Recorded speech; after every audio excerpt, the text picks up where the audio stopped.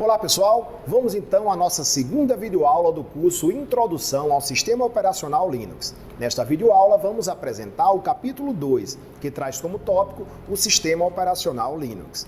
Vamos iniciar fazendo um histórico do surgimento deste que hoje é um dos principais sistemas operacionais disponíveis no mercado. Acompanhe nesta videoaula como tudo começou e confira mais detalhes na apostila do curso disponível em nosso ambiente EAD. Antes de falar do Linux, precisamos falar sobre o seu antecessor e, digamos, o principal concorrente. É preciso lembrar dos anos 80, quando o até então desconhecido William Gates III, William Henry Gates III, o nome completo do Bill Gates, revolucionou a computação ao lançar o primeiro sistema operacional voltado para o usuário doméstico. Bill Gates se tornou mais tarde o homem mais rico do mundo pela venda do seu software de sistema operacional com sua empresa, a Microsoft. O primeiro deles chamava-se MS-DOS, Microsoft Disk Operation System, baseado em modo texto, que depois foi substituído pelo Microsoft Windows, com interface gráfica, tornando-se mais popular ainda.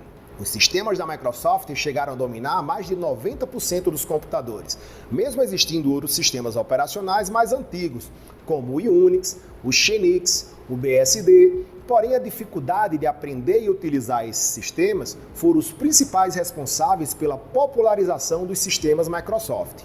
O grande segredo era foco no usuário final, com interface amigável e arquitetura do sistema operacional voltada para computadores desktop domésticos.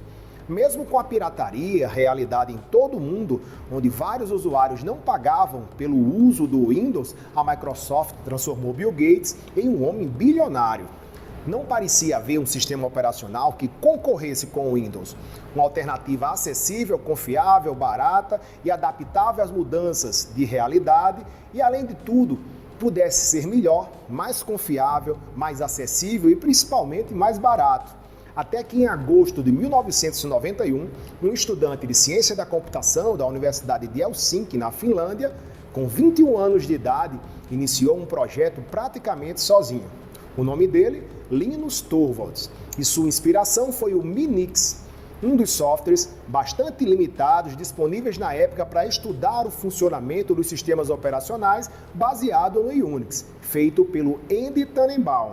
Linus Torvalds queria criar um novo Minix.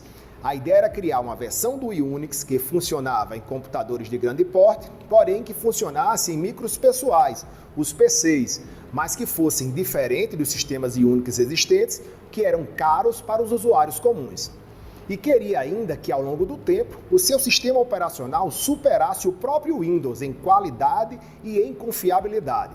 Ele divulgou sua ideia em um grupo de discussão que participava e, como inicialmente não teve apoio, começou a fazer o sistema praticamente sozinho. Ele começou pelo kernel. O que é kernel? Um núcleo, ou seja, a parte principal de qualquer sistema operacional, e depois foi complementando com os demais softwares. Linus dizia que queria criar um Minix melhor que o Minix. Até que em 5 de outubro de 1991, Linus anunciou a primeira versão oficial do Linux, a versão 0.02. Mas foi na divulgação dessa primeira parte do Linux que Linus deu ao projeto o rumo que desencadeou seu grande sucesso. Passou a distribuí-lo gratuitamente. O código-fonte, principalmente, do kernel e outros aplicativos do Linux. Isso era feito pela internet para que outros programadores pudessem aprimorar o sistema. De lá para cá, o Linux nunca mais parou de crescer e melhorar em todos os aspectos que se espera de um sistema operacional.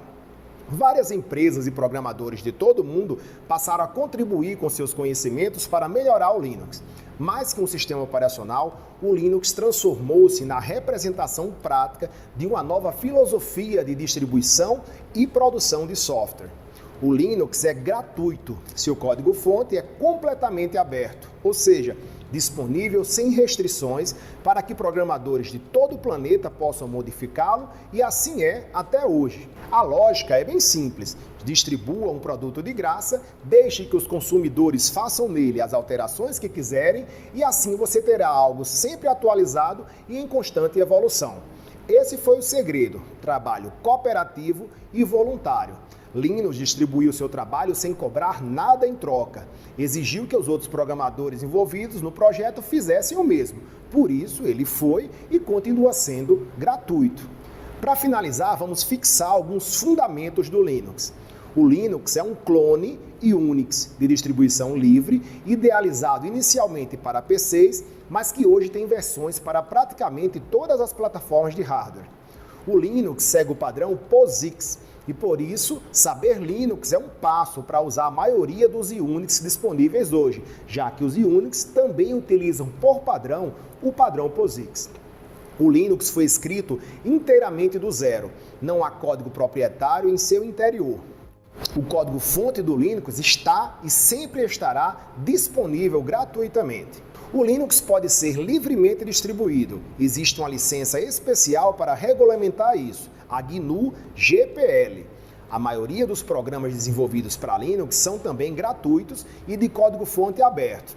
Porém, existem alguns com código fechado, embora gratuitos, e outros ainda pagos, mas o sistema operacional, ou seja, o kernel e seus principais aplicativos são gratuitos. Muitos sites na internet disponibilizam o código-fonte do Linux. São chamados mirrors ou espelho.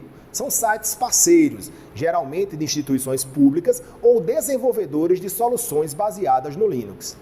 E essas são as principais informações sobre como surgiu o sistema operacional Linux. Veja mais na apostila do curso e, se tiver alguma dúvida, interaja com os tutores da Cidal através da lista de e-mail dos alunos. Finalizamos aqui nossa segunda videoaula do curso Introdução ao Sistema Operacional Linux. Até a próxima!